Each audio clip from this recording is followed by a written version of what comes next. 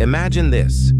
A 30-year-old CEO vanishes, not in a car accident, not in a kidnapping, but through something far more unusual, a death overseas under mysterious circumstances. Then imagine this CEO was the only person on Earth with the passwords to $250 million in cryptocurrency. Now imagine that money, yours, mine, ours, is never seen again.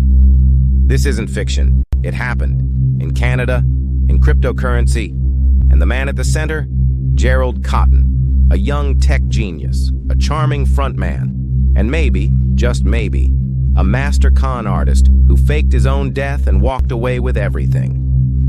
This is the story of QuadrigaCX, a crypto exchange that became a digital Ponzi scheme, and the CEO who may have pulled off the perfect financial vanishing act. In 2013, while the world was still laughing at Bitcoin, one man was taking it very seriously. His name? Gerald Cotten. Just out of university, Cotten was a soft-spoken Canadian with a warm smile and a head full of code. He launched QuadrigaCX, one of Canada's first crypto exchanges. Back then, the idea was simple: create a safe, easy place to buy and sell Bitcoin. But what made QuadrigaCX different was this. There were no offices, no board meetings, no team, just Gerald, running a multi-million-dollar platform from a laptop. He claimed customer funds were stored securely in offline wallets. Cold storage, he said, a buzzword in crypto. But behind the scenes, there were no safeguards. One man, one password, one ticking time bomb. By 2017, Bitcoin was on fire. One coin was worth nearly $20,000. QuadrigaCX exploded with traffic. Thousands of Canadians rushed to deposit money, dreaming of crypto riches. But soon, cracks started to show. Withdrawals were delayed, support tickets went unanswered, and excuses piled up. Frozen bank accounts, technical glitches, overloaded systems. Customers waited months to get their money back. Some never did. While investors were left in limbo, Cotten's personal life was anything but modest. He bought luxury cars, a yacht, multiple properties, and took lavish trips overseas, all while telling customers their money was safe. But behind the scenes, Cotten wasn't just holding on to their money, he was gambling with it. In December 2018, Cotten and his wife traveled to Jaipur, India, reportedly to open an orphanage and celebrate their honeymoon. But just 9 days after arriving, Cotten was dead. The cause? Complications from Crohn's disease. The timing? Suspicious. The local hospital provided a handwritten death certificate, misspellings, vague details. The body was cremated, fast, and just 12 days before dying. Cotten had rewritten his will.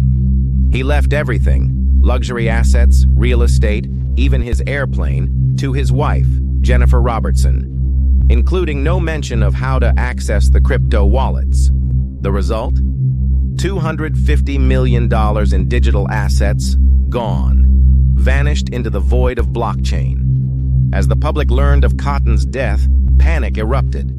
Quadriga users flooded the internet, desperate, angry, confused. Investigators soon discovered something stunning. The cold wallets, empty. And not just recently. They'd been emptied months before Cotten's supposed death.